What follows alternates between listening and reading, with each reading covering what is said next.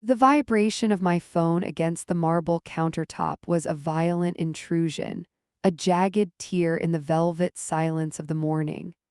I didn't even have to look at the screen to know it was Leo. My heart performed that familiar, fluttering dance of maternal hope, but as soon as I pressed the phone to my ear, the weight of his silence told me everything the words hadn't yet reached.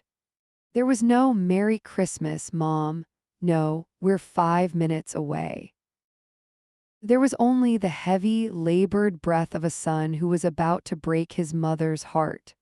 Mom, he whispered, and the words sounded like a confession. We aren't coming. We're staying here with Sarah's parents. I can't make the drive. The silver ladle slipped from my hand, clattering against the stovetop with a sound that seemed to echo through the empty hallways of the house I had spent 3 days scrubbing. I looked at the table, the 12-piece setting of fine bone china, the crystal goblets I'd polished until my cuticles bled, the place cards written in my best copperplate calligraphy. It was a monument to a family that was currently refusing to inhabit it.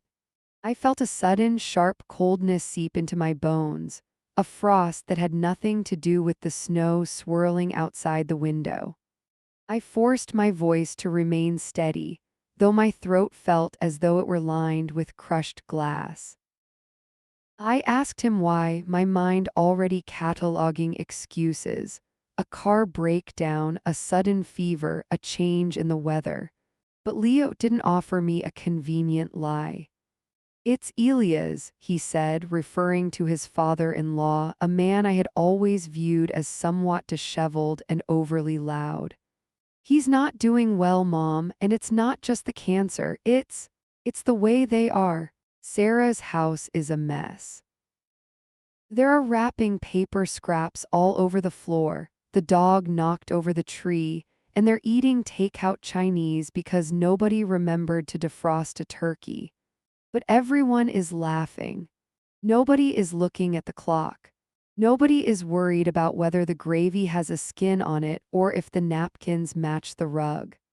He paused, and I could hear the sound of a boisterous, chaotic life in the background, a sharp contrast to the museum-like stillness of my kitchen. I realized this morning that I've spent every Christmas of my life terrified of spilling something on your tablecloth. I don't want to spend today being careful. I want to spend it being loved. The words hit me with the force of a physical blow, stripping away the pride I took in my traditions. I looked down at the damask cloth I had been so meticulously smoothing. I had seen it as an anchor, a way to hold us all together in a world that was constantly pulling us apart. I thought the perfection was the gift. I thought the labor was the proof of my devotion. But as I listened to the muffled sound of Sarah's father laughing in the background, a wet, rattling laugh that spoke of limited time, I realized I had built a fortress, not a home. I had created a set of requirements for my love, and my son was finally tired of meeting the quota. He wasn't choosing them over me because they were better people. He was choosing them because they allowed him to be a person at all, rather than a piece of the scenery in my annual production of The Perfect Family. I looked at my husband, Arthur, who was sitting in the living room by the fire, nursing a scotch and staring at a television he wasn't really watching. He looked small in his high-backed chair, a man who had also learned to be quiet and careful over 30 years of marriage.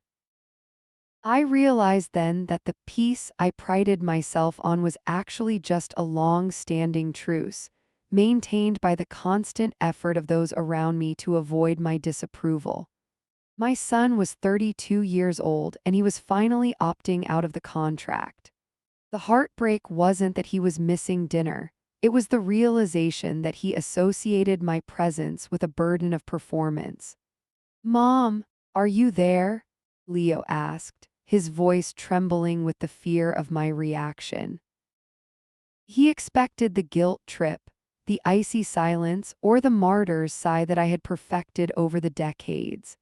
He was waiting for me to remind him of the hours I'd spent on the stuffing or the cost of the roast. I closed my eyes, and for a moment I could almost smell the cheap ginger beef and the chaos of Sarah's living room. I looked at the spiced cider simmering on my stove, the steam rising in elegant, controlled ribbons. I reached out and turned off the burner. The click of the dial felt like a period at the end of a very long, very exhausting sentence. "I'm here, Leo," I said, and for the first time in years, my voice wasn't a command. It was just a sound. "Go back to the table, don't worry about the gravy, just give Elias a hug for me." When I hung up, the silence returned, but it felt different. It wasn't the expectant silence of a stage before the curtains rise. It was the hollow silence of a house that had finally been seen for what it was. I walked over to the table and picked up Leo's place card. I ran my thumb over the ink, blurring the elegant L. I had spent my life trying to curate a legacy, only to find that the only thing I had successfully preserved was the distance between myself and the people I loved most. I sat down in my chair, the one at the head of the table, and looked at the empty seats. I didn't cry. I just sat there in the perfect light in the perfect room, finally realizing that the most heartbreaking thing of all wasn't his absence. It was the fact that he was happier being anywhere else. I stood up, the chair scraping against the polished hardwood with a sound that felt like a scream in the stillness. Arthur didn't flinch, but I saw his shoulders tighten, a reflex honed by decades of anticipating my moods. I walked into the living room, my heels clicking rhythmically on the floor, a metronome for a life lived strictly by the clock. He looked up from his scotch, his eyes guarded, waiting for the post-mortem of Leo's phone call. He expected me to dissect the betrayal, to list the sacrifices I'd made, to demand he take a side in a war I had started alone. Instead, I sat on the ottoman at his feet. I reached out and touched his knee, feeling the rough, expensive wool of his trousers. "He's not coming, Arthur," I said softly. My voice sounded thin, stripped of its usual maternal authority. "I know," he replied, his voice a low rumble. "I heard. He said he was tired of being careful." Arthur's gaze drifted back to the fireplace where the logs were reduced to glowing orange embers. He didn't say anything for a long time, but the way he let out his breath, a slow, whistling release, told me everything I had refused to see. He had been tired for a long time, too. I looked at the room through his eyes. The perfectly fluffed pillows that no one ever leaned against, the absence of dust on the baseboards, the way every ornament on the tree was spaced with mathematical precision. It wasn't a celebration, it was an exhibit. We were the curators of a life that no one wanted to live. "I made a mistake," I whispered. The words felt heavy, like stones in my mouth. "I thought if I made everything perfect, the love would stay inside. I thought the beauty would keep us safe from the mess of the world."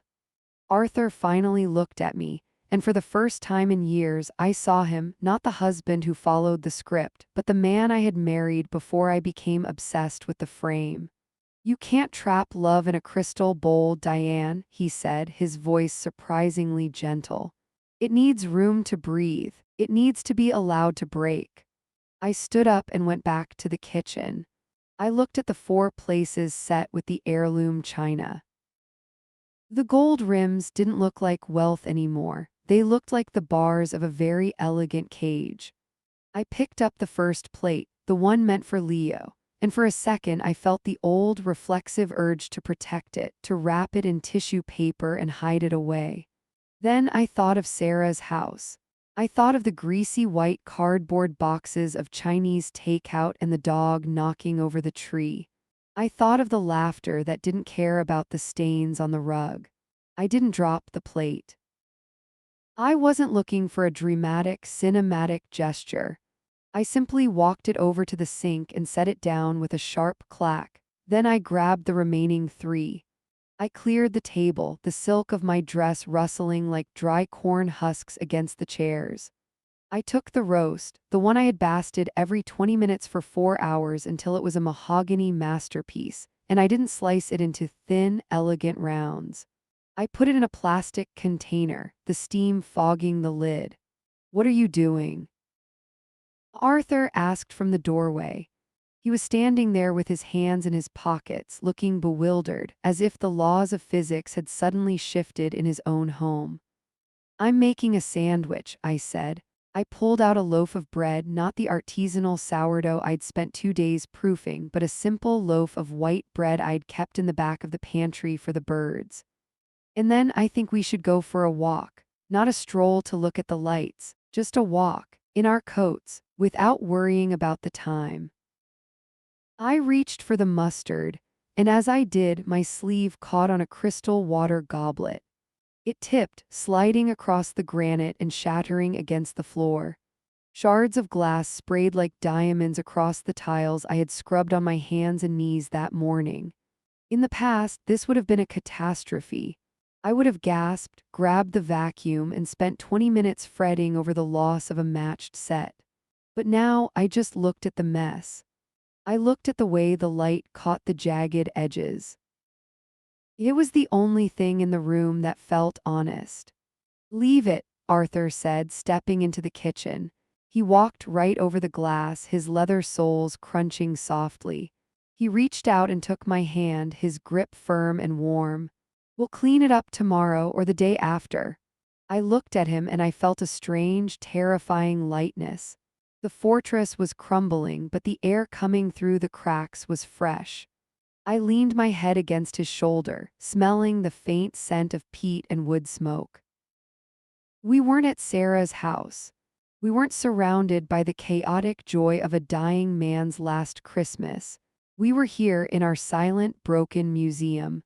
But for the first time, the silence didn't feel like a threat. It felt like a space we could finally fill with something other than expectations. "I'm sorry," I told him, the words catching in my throat. "I know," he said. "Let's go." We left the lights on. We left the table half cleared and the glass on the floor. As I pulled the heavy oak door shut behind us, I didn't check the lock twice. I just walked down the steps, my hand tucked into Arthur's arm, leaving the perfection behind to find something that finally felt real. The cold hit my face with a sharp, medicinal bite, shocking the breath from my lungs. It was a clean sort of pain, the kind that didn't require a polished response or a practiced smile. We walked down the driveway, the snow crunching under our boots, a rhythmic, unrefined sound that echoed in the hollow night. I didn't look back at the house. I knew exactly what it looked like from the curb, a luminous, white-pillared monument to a life that had become a performance. I could almost see the ghost of myself through the window, still hovering near the sideboard, fussing over the mathematical placement of the salad forks. Arthur's arm was a solid, reassuring weight beneath mine. We didn't head toward the main road where the festive displays were brightest, and the neighbors competed for the most dazzling lawn. Instead, we turned toward the park, where the shadows were long and the oaks stood like skeletal sentries against a bruised purple sky. For years, I had curated our image like a gallery owner, ensuring that every holiday card was color coordinated and every dinner party was an exercise in flawless execution. I had convinced myself I was building a sanctuary for Leo. I thought I was creating a reason for him to always come home, a standard of beauty that would act as a magnet. "He told me once," Arthur said, his voice barely a murmur, muffled by his heavy wool scarf. "A few months ago, we were in the garage just moving some old boxes. He said that coming home felt like taking an exam he knew he was going to fail." The words felt like a physical blow to my chest, sharper than the winter air. I stopped walking, my boots sinking into a fresh drift. The exam he was going to fail. I remembered the way I'd instinctively reach out to adjust his tie at the front door, or how I'd subtly wipe a microscopic smudge off his cheek even when he was 30 years old. I remembered the way I'd comment on Sarah's eclectic style, a word I used like a velvet-wrapped insult to hide my disdain for her mismatched chairs and chipped mugs. I had turned my love into a metric, a standard of excellence he could never quite meet without losing his breath. "Why didn't you tell me?" I asked, my voice trembling, losing its usual modulated tea party composure. "Because you were happy, Diane, or you looked happy. And I didn't know how to tell you that the house was getting too small for all of us, even with all these vaulted ceilings." There was no room left for his mistakes. We continued walking, passing the Miller's house at the end of the cul-de-sac. Their porch light was flickering with a dying hum, and a plastic reindeer had tipped over in the yard, half buried in the snow. Through their front window, the curtains were wide open, revealing a chaotic, uncurated scene. Children jumping on a sagging sofa, a mountain of discarded wrapping paper that looked like a colorful explosion, and a woman laughing so hard she had to lean against the wall for support. It was messy. It was loud.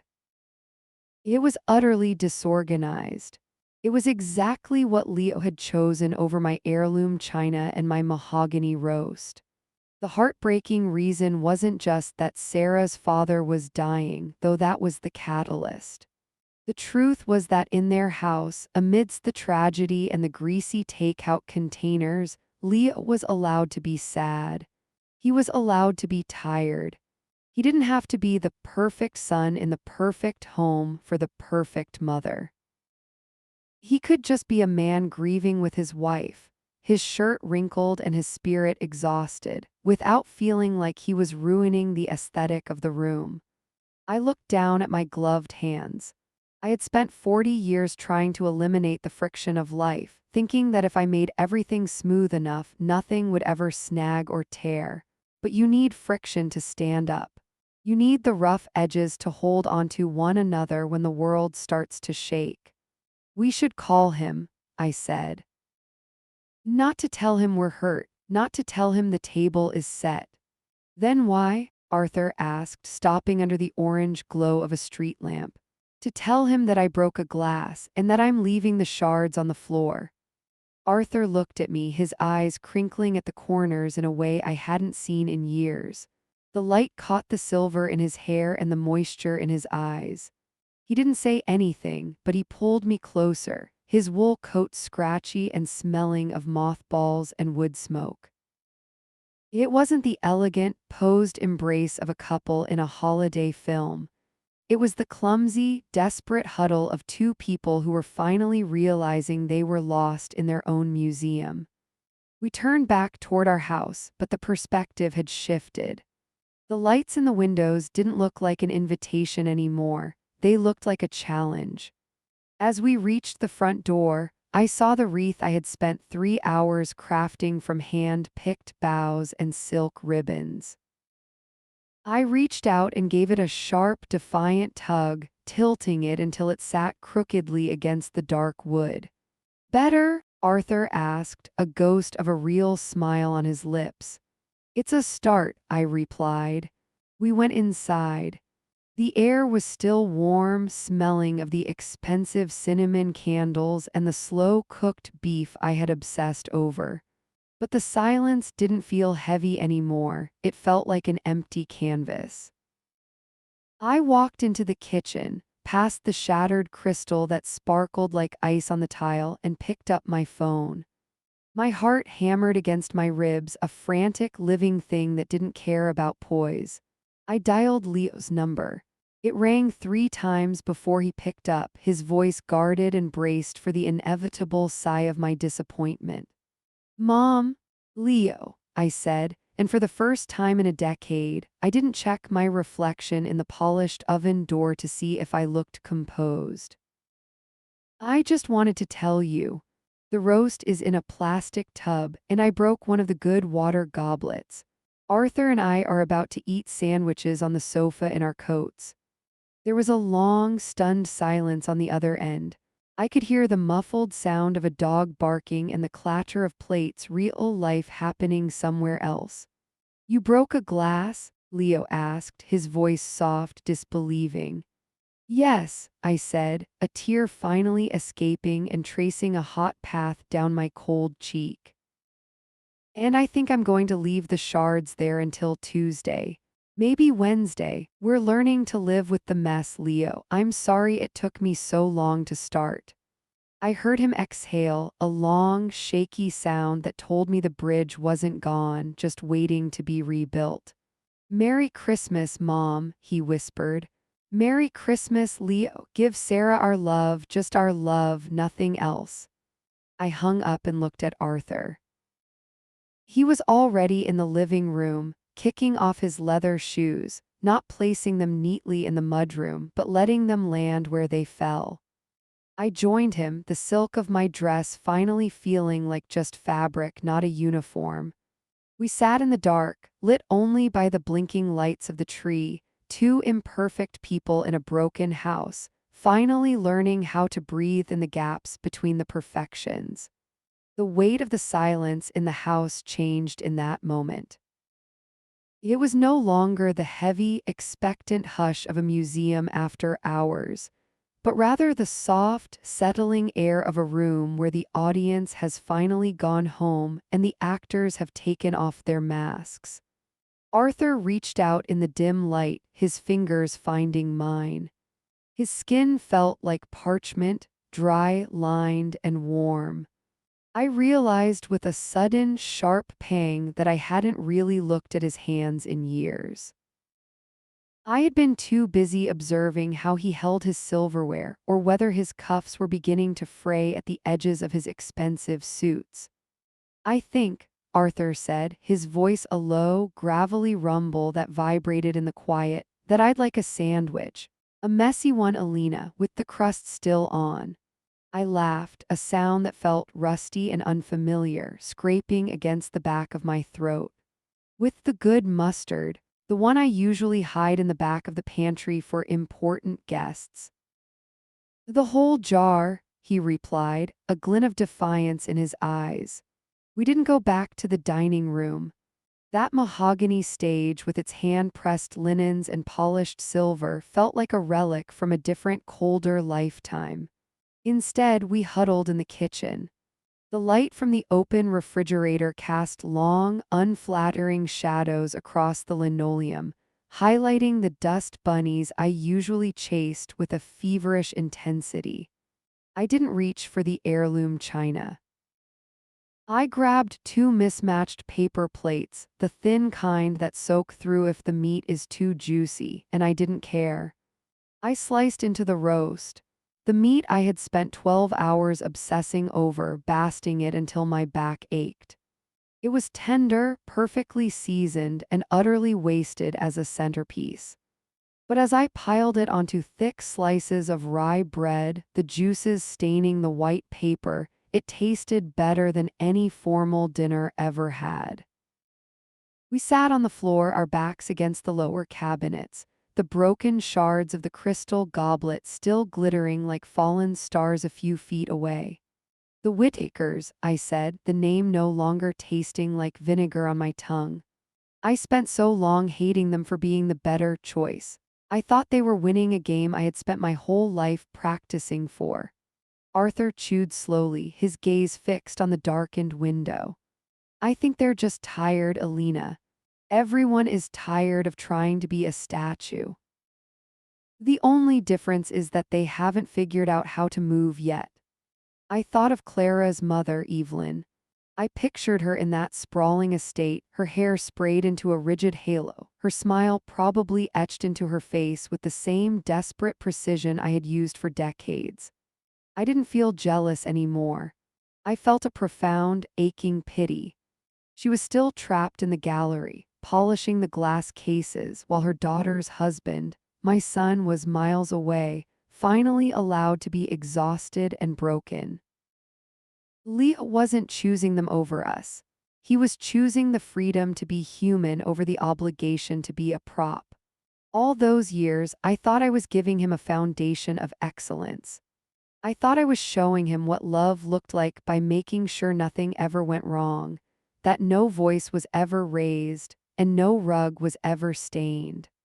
I hadn't realized that by refusing to show him the cracks in my own life, I had made him feel like there was no room for the cracks in his. I had built a house of glass and wondered why he was afraid to throw a ball. "We should have a party," I said suddenly, the idea blooming in the center of my chest. Arthur looked at me, a smear of mustard on his thumb. "A party now? Not tonight, in the spring, or whenever Leo and Sarah are ready. But a real party, Arthur, no catering, no dress code. I want to serve hot dogs on the grill and let people sit on the grass. I want to buy a dog, a big, clumsy one that sheds on the velvet chairs." Arthur chuckled, a deep, genuine sound that reached his eyes. He leaned his head back against the cupboard. "You're scaring me a little, Alina, but I think I've been waiting 40 years for you to be this terrifying." The night deepened around us. Outside, the snow began to fall again, a quiet, swirling white that blurred the edges of the driveway I usually insisted be kept pristine. I didn't worry about the salt ruining the stone steps. I just watched the flakes drift past the window, each one unique and messy, existing for a moment before melting into the earth. Eventually, we migrated to the living room. The tree stood there, a monument to my vanity, but in the darkness, the crooked wreath on the door felt more like an invitation than a barrier. We didn't turn on the overhead lights. We didn't check the messages on the machine. We just sat together, the silence finally feeling like a conversation. I closed my eyes and leaned into Arthur's shoulder. The smell of mothballs and wood smoke was the most comforting scent I had ever known. We weren't the perfect couple anymore. We were just two old people in a house that was finally starting to feel like a home, finally learning how to breathe in the gaps between the perfections. The shards on the kitchen floor could stay right where they were. I wasn't in a hurry to clean up anymore. The silence in the living room was no longer the brittle, expectant quiet of a stage waiting for its performers. It was a thick, heavy peace, the kind that only settles after a long-held fever finally breaks. I stayed there for a long time, my head resting on Arthur's shoulder, watching the shadows of the Christmas tree branches dance against the ceiling. The ornaments I had painstakingly placed, each one equidistant, each one shimmering with a calculated grace, now looked like nothing more than bits of glass and wire. They were pretty, yes, but they were cold. The phone on the end table rang at exactly 11:14 p.m. In the old world, the one I had inhabited until 4 hours ago, a call at this hour would have been an affront, a jagged tear in the fabric of a well-ordered night. I would have answered with a sharp, clipped tone, already preparing a lecture on the importance of propriety. But tonight, I reached for the handset with a hand that felt strangely light. My fingers didn't tremble with the desperate, seeking anger that had fueled my earlier call to Leo. Instead, I felt a hollowed-out sort of readiness. "Leo," I said, my voice sounding foreign to my own ears, low, unvarnished, and stripped of its usual melodic control. There was a long, hollow silence on the other end. I could hear the faint, chaotic sounds of the Whittaker household in the background, the distant clatter of a fallen tray, the muffled yip of a dog, and the unmistakable, rhythmic creak of a rocking chair. It sounded like a life being lived, not a life being displayed. "Mom," Leo finally said. His voice was thick, the sound of a man who had been holding his breath for a decade and had finally run out of air. I'm sorry about what I said earlier. About the Whittakers." I didn't mean to make it sound like they were better people. It's just, I couldn't do it this year. I couldn't come home and be the person you expect me to be. I know, Leo, I whispered, closing my eyes. Arthur's hand found mine in the dark, his thumb tracing the line of my wedding ring. I think I'm starting to understand. No, you don't, he said, and the sudden sharpness in his voice made me flinch. You don't know what it's like to walk through that front door and feel like you're entering a gallery. Every time I come home, I feel like I have to check my shoes for mud, check my language for slips, and check my soul for anything that isn't excellent. Sarah's father, George, he's not well, Mom. He has these spells where he forgets where he is. This morning, he forgot Clara was his daughter. He thought she was a waitress at a diner he used to go to in the 70s. I felt the air leave my lungs. I thought of George Whittaker, a man I had always judged for his mismatched socks and his boisterous, unrefined laugh. I had viewed his lack of polish as a personal failing, a sign of a life lived without discipline. And you know what Clara did? Leo's voice broke, a jagged, wet sound that tore through the last of my defenses. She didn't try to correct him. She didn't hiss at him to remember his manners or worry about what the neighbors would think if they heard him. She just sat down on the floor, asked him what the special was, and ordered a cup of coffee. They sat there for an hour, Mom, just being two strangers in a diner in 1974. And I realized that if that happened to me, if I ever lost my way like that, I couldn't come to you. I'd be too afraid of disappointing the curator. I'd be too afraid of ruining the aesthetic of your perfect life.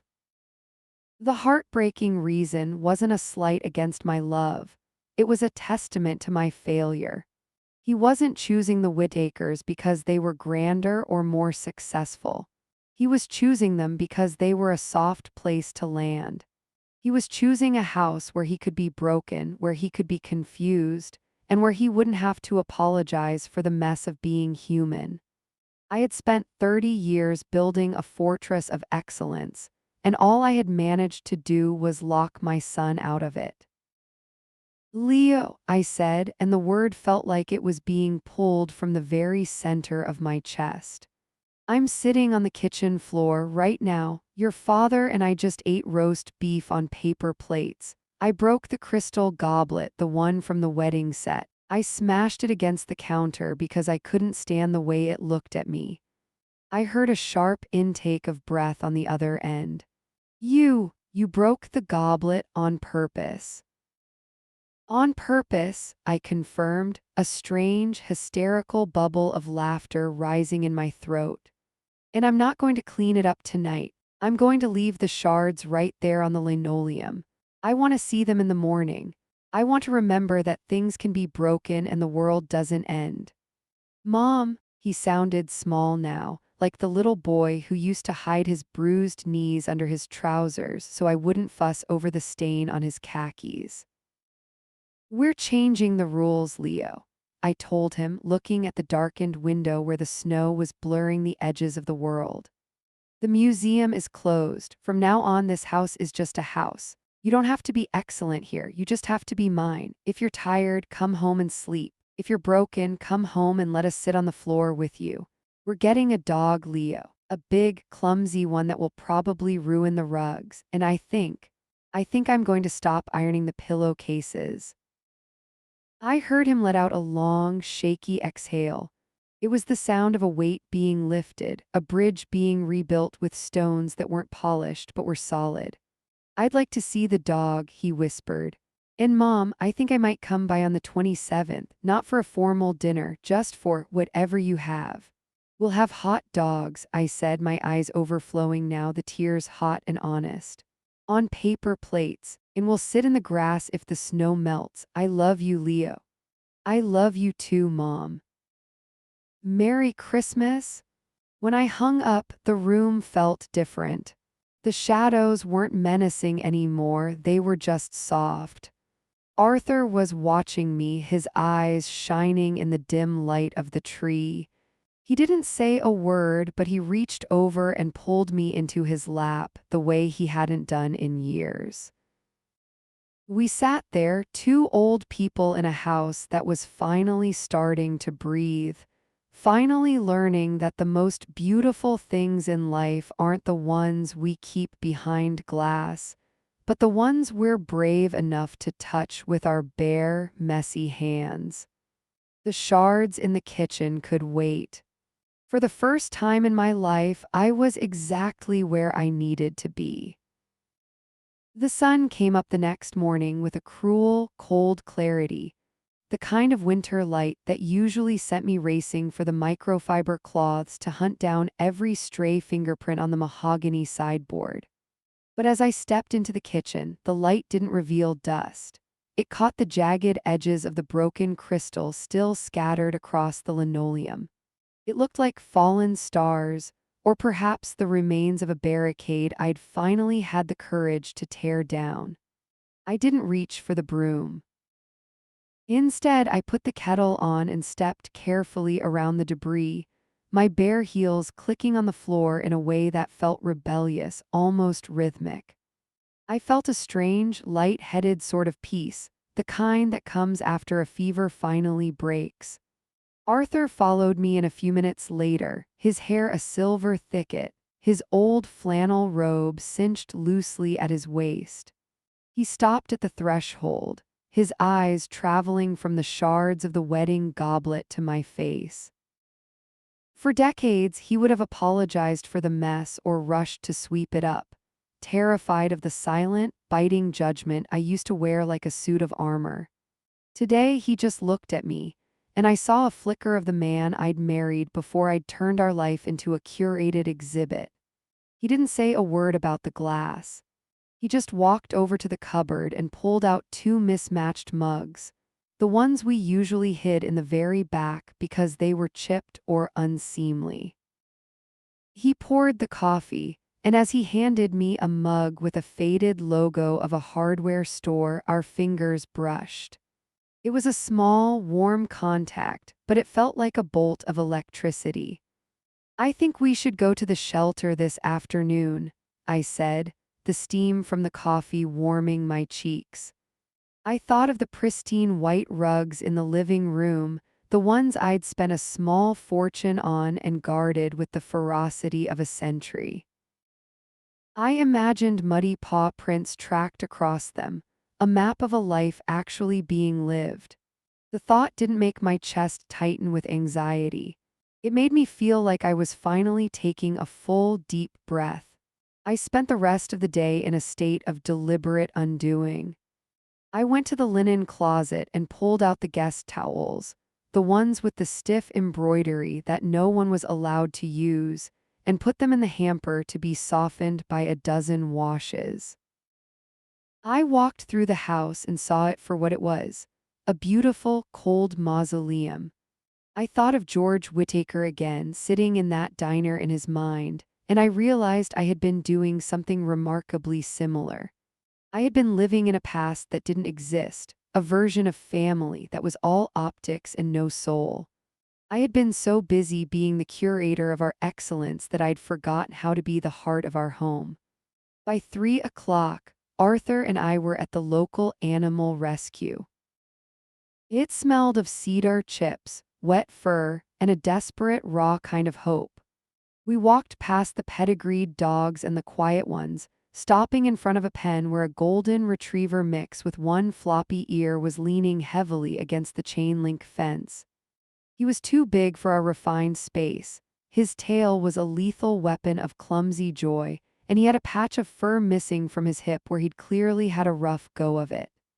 "Him," Arthur said, his voice thick with a sudden, surprising certainty. "He looks like he's seen some things. He looks like he needs a place where it's okay to be a bit of a mess." We brought him home, a chaotic whirlwind of fur we named Barnaby. Within 20 minutes, he had knocked over a floor lamp and drooled on the velvet ottoman. I watched him, waiting for the old flare of irritation, the reflexive need to correct and sanitize. It never came.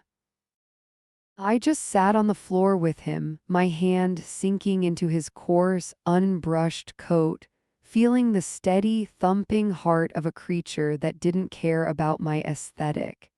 He licked my hand, his tongue rough and honest, and I felt a sob catch in my throat. When the 27th finally arrived, the house was a disaster by my old standards. There were dog toys in the hallway. The kitchen table was cluttered with old, curled photographs we'd pulled out of the attic. And while the broken goblet had finally been swept up, a small, pale scratch remained on the linoleum, a permanent scar of the night the curator retired. When the doorbell rang, I didn't check my reflection in the hall mirror. I didn't straighten the rug or dim the lights to a sophisticated glow. I just opened the door. Leo stood there, his shoulders hunched by his ears, his eyes scanning my face for the familiar management expression he'd grown to expect. He looked like he was bracing for an inspection. Then Barnaby barreled past me, nearly taking Leo's legs out from under him. Leo stumbled, laughing in sheer shock as 60 pounds of golden fur began frantically investigating his pockets. He looked up at me, at my messy hair, the flour on my apron, and the way I was leaning casually against the doorframe instead of standing at attention. The tension in his face didn't just fade, it evaporated. He didn't come in like a guest. He came in like a man who had finally found the front door. We ate hot dogs on the floor that night, the four of us, and for the first time in 30 years, the silence in the room wasn't empty. It was full. It was loud. It was perfect because it was finally, beautifully broken. Clara sat cross-legged on the floor, her back against the lower cabinets she had once navigated with such tentative, fearful care. She looked smaller than she had at Thanksgiving, her face etched with a fatigue that no amount of sleep could cure.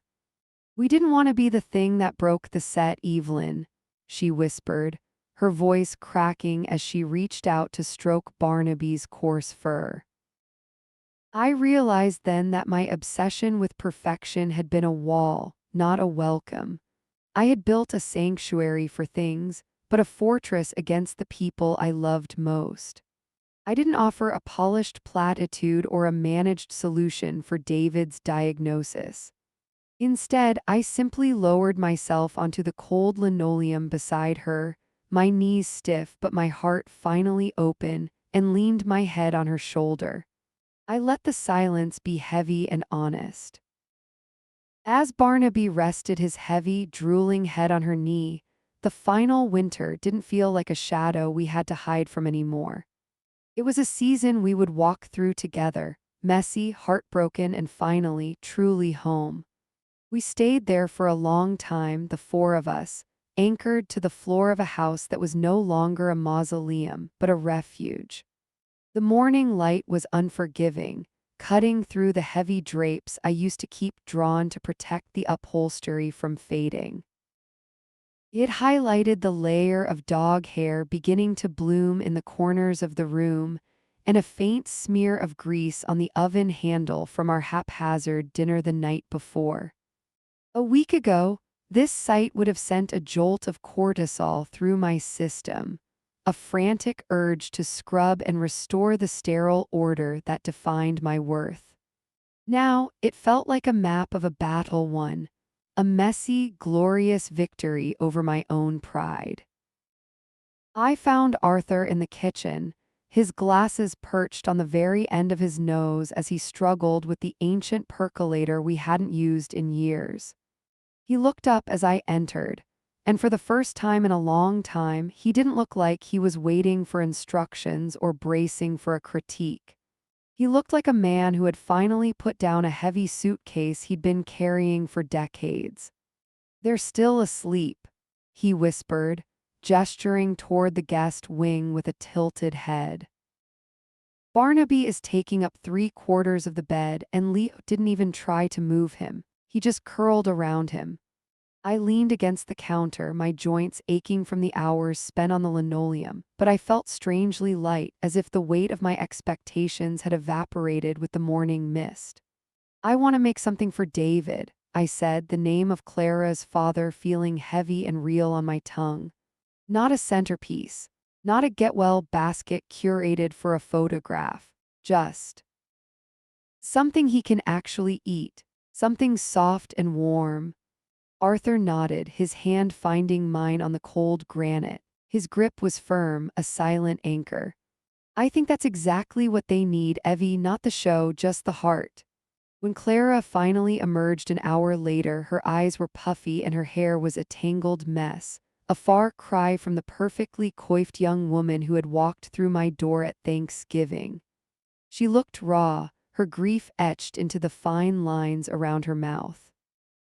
In the past, I would have offered her a lecture on skincare or a subtle critique of her oversized, pilled sweater. Instead, I just handed her a mug of coffee, black the way she liked it, not the frothy, complicated latte I used to insist on making to show off the expensive Italian machine. I'm going with you today, I said softly, watching the steam rise between us. If you'll have me, not to manage the doctors or to organize the chart, just to sit, to hold the coats. To be there when you need to look away. The look she gave me wasn't one of gratitude for my expertise, but of pure, unadulterated relief. She didn't have to perform for me anymore. The wall had crumbled, and in its place was a bridge. We spent the afternoon in a beige hospital room that smelled of antiseptic, stale flowers, and fading life. David was a shadow of the man I remembered, his breath hitching in the quiet room like a bird trapped in a cage. In the past, I would have been desperately uncomfortable, filling the silence with meaningless chatter about the weather or the stock market, anything to avoid the messy reality of mortality. Instead, I sat in the corner and knitted a simple, chunky blanket of soft, oatmeal-colored wool. The rhythmic click-clack of the needles was the only sound I contributed. I wasn't the hostess, I was the witness. I watched Leo hold Clara's hand, his thumb stroking her knuckles in a steady, grounding rhythm.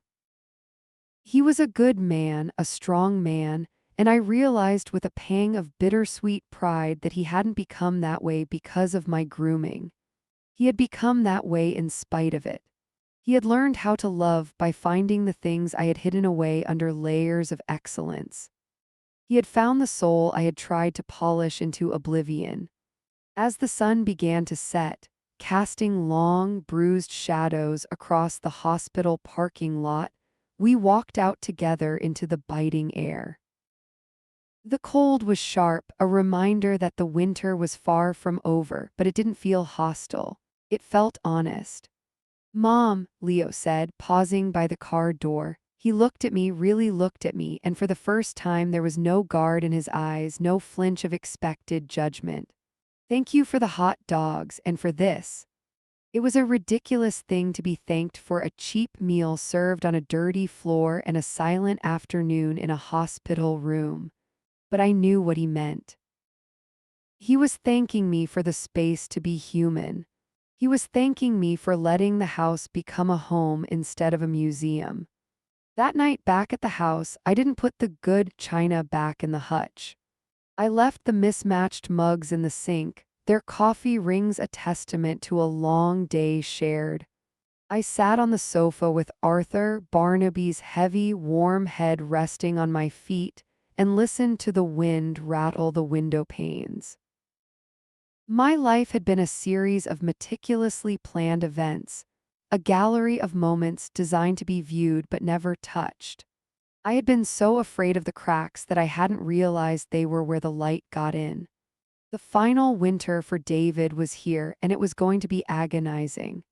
There would be more hospital visits, more middle-of-the-night phone calls, and eventually, a seat at the table that would remain empty. but we wouldn't be performing our grief for the neighbors or the camera. We would be living it together in a house that was finally, beautifully, unforgettably broken. I closed my eyes, the smell of cedar and dog fur surrounding me, and for the first time in my life, I wasn't waiting for the next thing to fix.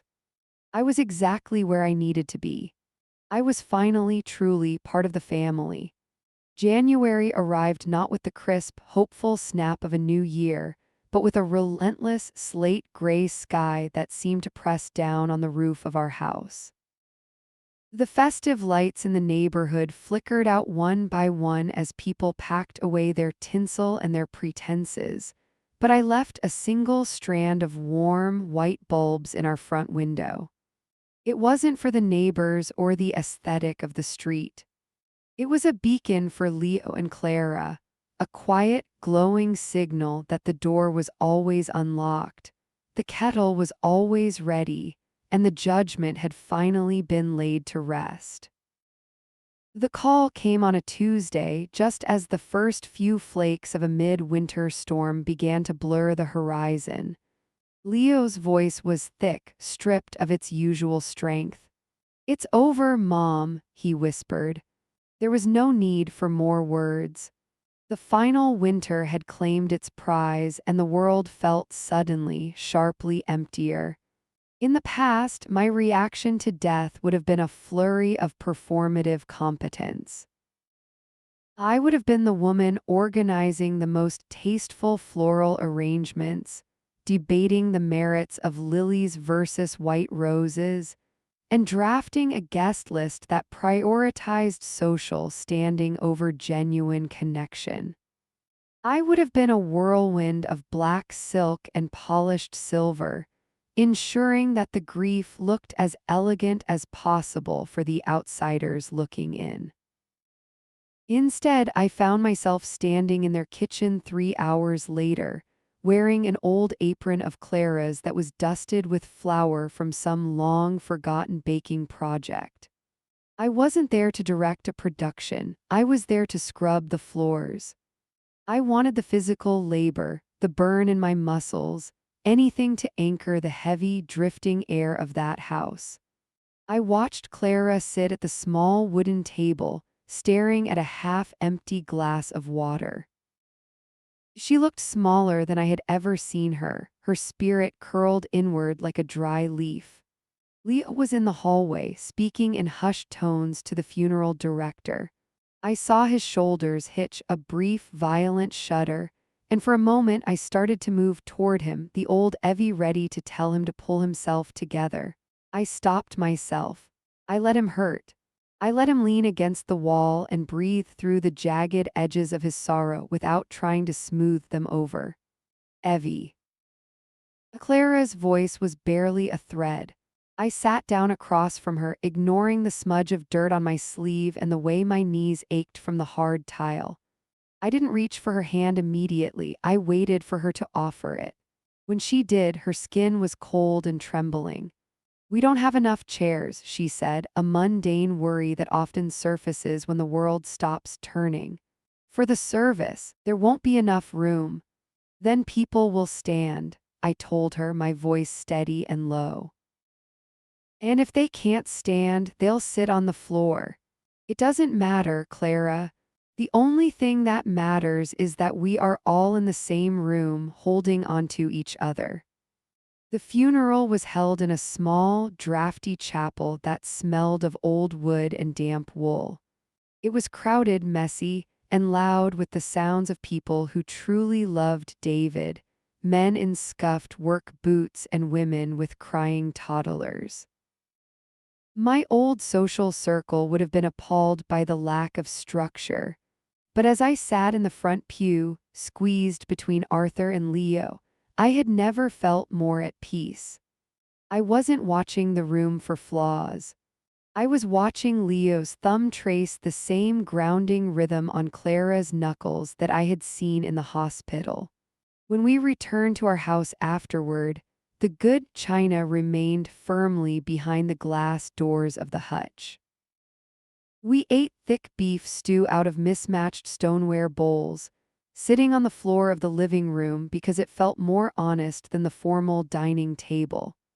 Barnaby paced between us, sensing the heavy hearts, offering his warm head to anyone who needed a distraction. I looked at Arthur, who was quietly refilling wine glasses with a bottle that definitely hadn't been aged in a cellar. He caught my eye and smiled, a tired, knowing smile that spanned the decades of our marriage. He knew what I was giving up, the image, the control, the polished veneer, but he also knew what I was gaining. In the silence that followed, the house felt different. It wasn't a museum anymore. It was a vessel, battered and worn, but capable of carrying us through the storm. The grief was there, a permanent resident now, but it didn't have to be a ghost that haunted us. It could be a guest we learned to live with, a reminder that we had loved something enough to feel its absence. As the night deepened and the wind howled against the brick, I realized that my son hadn't chosen his in-laws over us because he loved them more. He had chosen them because they allowed him to be broken. And now, finally, I was learning how to do the same. I reached out and took Arthur's hand, his skin rough and familiar. We were old and we were flawed, and we were surrounded by the beautiful, chaotic debris of a life finally being lived. The perfect Christmas was long gone, replaced by a winter that was cold, hard, and undeniably real. And for the first time in my life, I wasn't cold at all. The morning after the funeral arrived not with a fanfare of resolution, but with a quiet, gray persistence. I woke up before the sun, the room still draped in the indigo shadows of early dawn, and for the first time in decades, I didn't immediately reach for my mental checklist of things to be polished or perfected. I lay there, listening to Arthur's rhythmic, heavy breathing beside me and felt the weight of my own body against the mattress. It was a solid, undeniable weight, the weight of a woman who had finally stopped hovering above her own life, afraid to touch the ground for fear of getting dirty. I watched the way the pale light caught the dust motes dancing in the air, and I didn't feel the urge to fetch a cloth. I just watched them dance. When I finally went downstairs, the living room was a testament to the night's shared sorrow. The mismatched stoneware bowls sat on the coffee table, a few crusts of bread hardening on the edges like little salt-baked stones.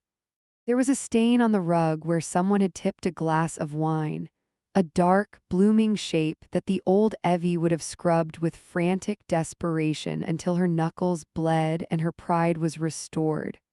Now I just looked at it. It was a mark of a night where we had actually seen one another, where the veneer had cracked and let the light and the wine spill through. I walked past it to the kitchen and began to boil water, the low hiss of the kettle the only thing breaking the heavy hush of the house. Leo came down an hour later. He looked haggard, his eyes rimmed with the kind of exhaustion that sleep cannot touch, the kind that lives in the marrow. He didn't say good morning. He simply walked over to where I was standing and leaned his forehead against my shoulder. He was so much taller than me, a grown man with his own burdens and a wife who needed him to be an anchor. Yet in that moment, he was just my boy, seeking the heat of a mother who had finally stopped being a statue. I didn't pull away to check the toast. I didn't tell him to stand up straight or remark on the deep creases in his shirt. I just reached up and rested my hand on the back of his neck, feeling the heat of his skin and the vibrating tension in his muscles. "I'm not going back to the city yet," he whispered into the fabric of my robe, his voice sounding small and sandpaper rough. "Clara, she isn't ready, and neither am I. We need to just be here if that's okay." "You stay as long as you need," I said, my voice thick and steady, anchored by a new kind of strength. "The house is big enough, Leo. It's finally big enough to hold all of this." In the weeks that followed, the structure I had spent a lifetime building continued to crumble, and in its place, something far more resilient began to grow. We lived in a state of soft, communal survival. Clara spent a lot of time in the sunroom, wrapped in a quilt Arthur had dragged down from the attic, a moth-eaten thing that smelled of cedar and thyme. I didn't try to force her into conversation or offer hollow platitudes about time healing all wounds. Instead, I brought her tea in the chipped mugs she preferred and sat near her, sometimes knitting, sometimes just watching the winter birds at the feeder. We were learning a new language, one that didn't require the performance of moving on. It was the language of staying still. One afternoon, I found her looking through an old photo album I'd left on the side table. It wasn't one of the professional portraits I usually displayed.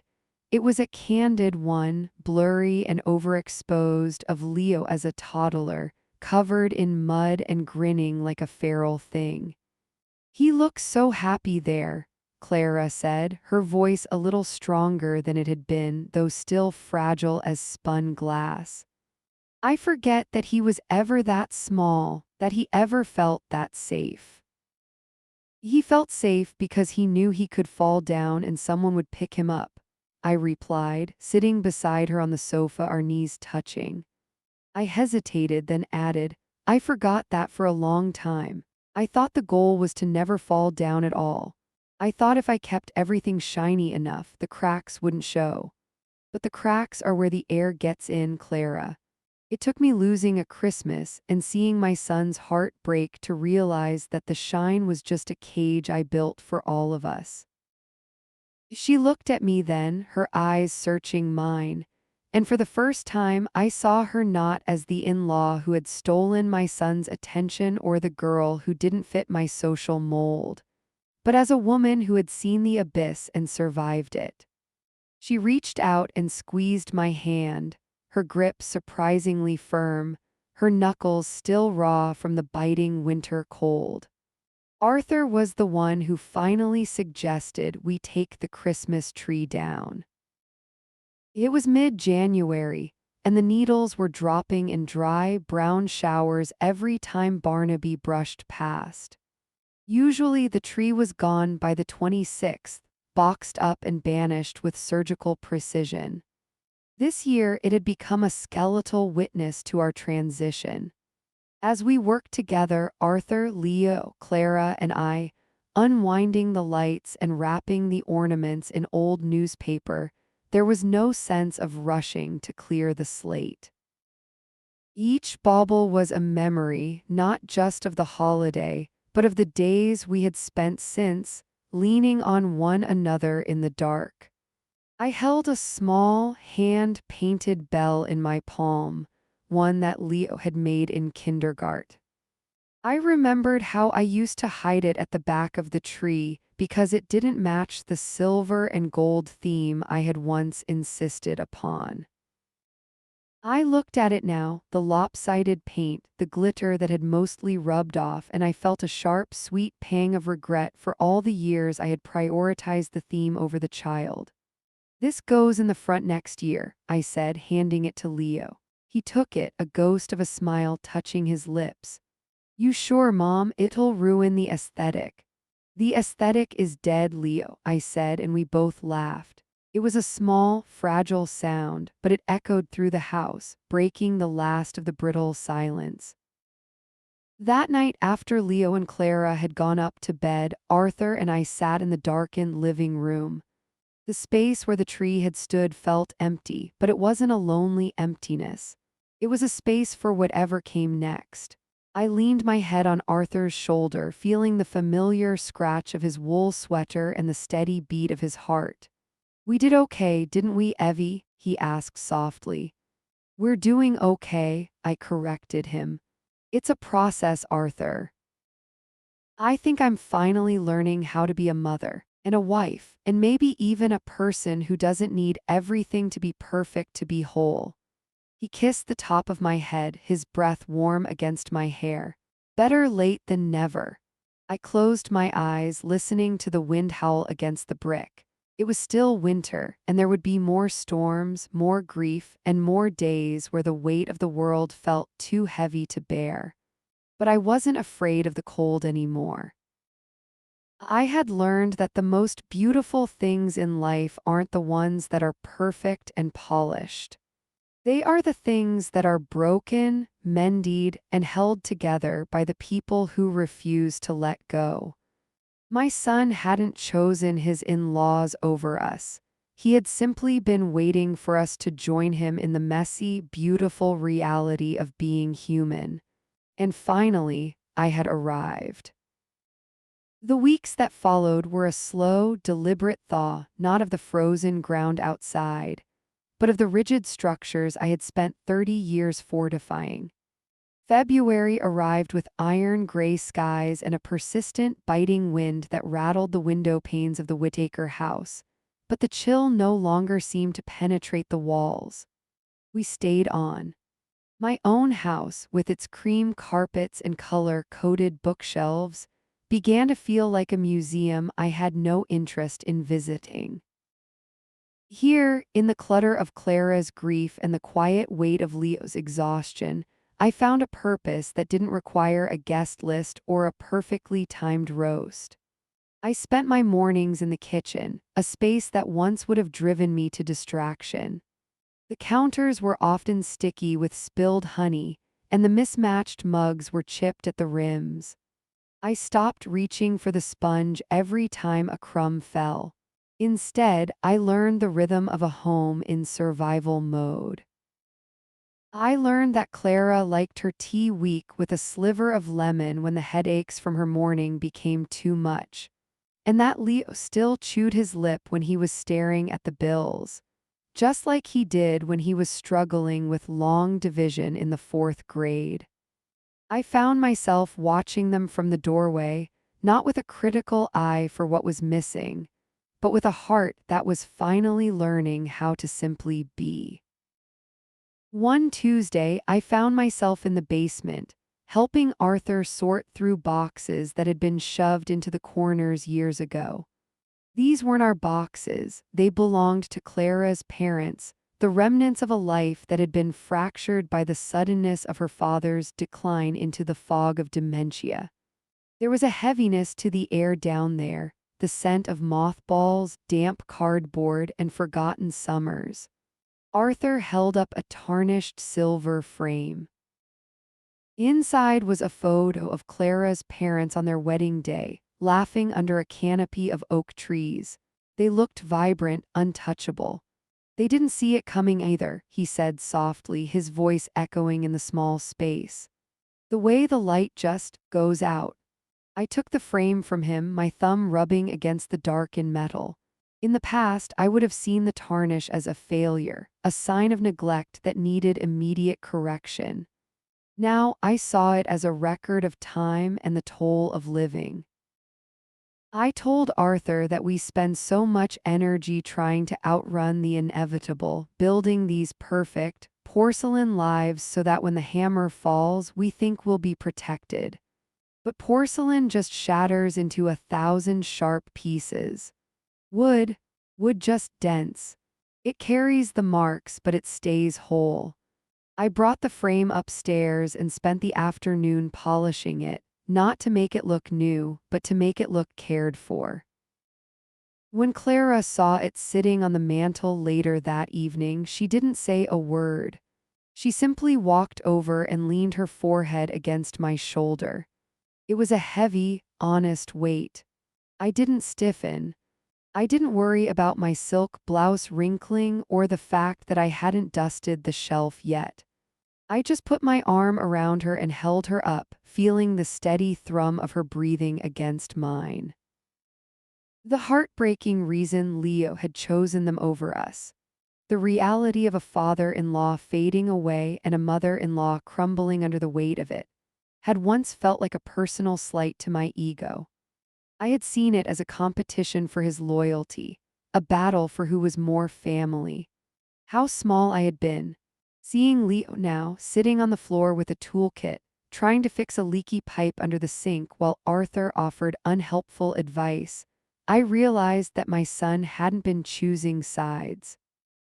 He had been choosing humanity. He had been choosing the people who needed his strength. And for the first time in his life, he hadn't looked back to see if I approved of the mess he was standing in. That was his greatest achievement and my greatest lesson. I started taking long walks in the late afternoon, the sun a pale, watery disk hanging low over the skeletal trees. One evening, Leo joined me. We walked in silence for a long time, our boots crunching on the frozen gravel of the lane. "I thought you'd be gone by now, Mom," he said, his voice quiet and misting in the cold air. "I thought you'd get bored of the reality of it all. It's not exactly the Hallmark Christmas you planned." I admitted that I was the one who was boring. The house was clean, but I was a disaster of expectations. I told him I was sorry it took his world falling apart for me to finally see what was actually standing right in front of me. He stopped and looked at me, his face older than it should be, etched with the strain of the last few months, but his eyes were clear.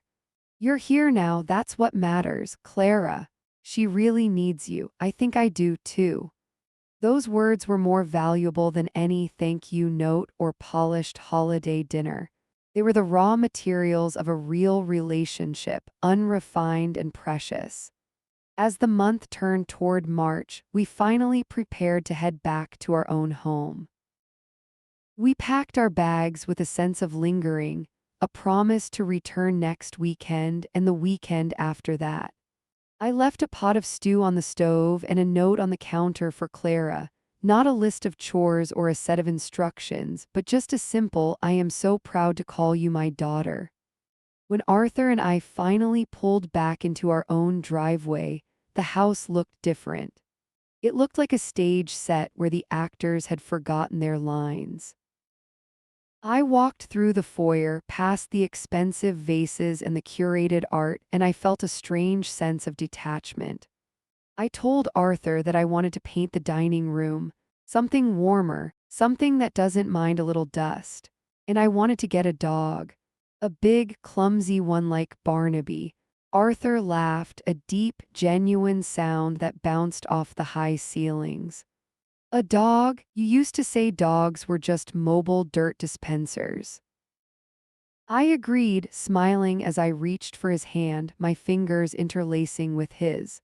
"I think we could use a little more dirt in this house. A little more life." I walked into the kitchen and put the kettle on. I didn't look for spots on the stainless steel. I didn't check if the towels were perfectly aligned. I just waited for the water to boil, listening to the silence of the house and realizing that for the first time in my life, I wasn't waiting for the next thing to happen so I could fix it. I was just living. The cracks were there and the air was coming in, and finally I could breathe. The first few weeks back in our own zip code felt like wearing a suit that was 2 sizes too small. Everything fit where it was supposed to, but I couldn't move without feeling the constriction of my old life.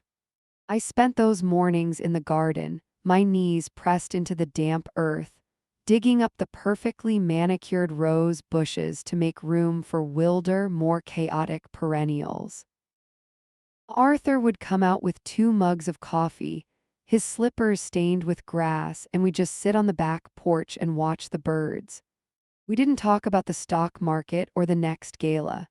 We talked about Leo's voice on the phone the night before, how he sounded tired but steady. True to my word, we brought home a dog. He was a rescue, a gangly, soot-colored mutt we named Silas. The first day he was in the house, he knocked over a Ming vase that had sat in the foyer for 20 years. I watched it shatter, the blue and white porcelain skittering across the marble like ice. In the past, I would have been devastated. I would have mourned the loss of the object. Instead, I looked at Silas, who was wagging his tail with a bewildered sort of joy, and I just laughed. I swept up the pieces and realized that the room actually looked better without it. There was more space for the light to hit the floor. Every Friday, we made the 3-hour drive back to Leo and Clara's. The car was always packed with things they actually needed, not gourmet baskets or expensive linens, but frozen casseroles, extra rolls of paper towels, and heavy-duty trash bags. I had become the woman who brings the supplies for the battle, rather than the one who critiques the uniform. David was fading faster now. The flicker of light I'd seen at Christmas had dimmed into a soft, glowing ember. He spent most of his days in a hospital bed they'd moved into the sunroom. Clara was a ghost of herself, her skin translucent from lack of sleep, her hands always trembling slightly until she touched her father's arm. I didn't try to fix her anymore. I didn't tell her to get a manicure or suggest a spa day. I just took the laundry from her hands and did it. I scrubbed the toilets. I sat in the kitchen and peeled potatoes, listening to the hum of the oxygen concentrator in the other room.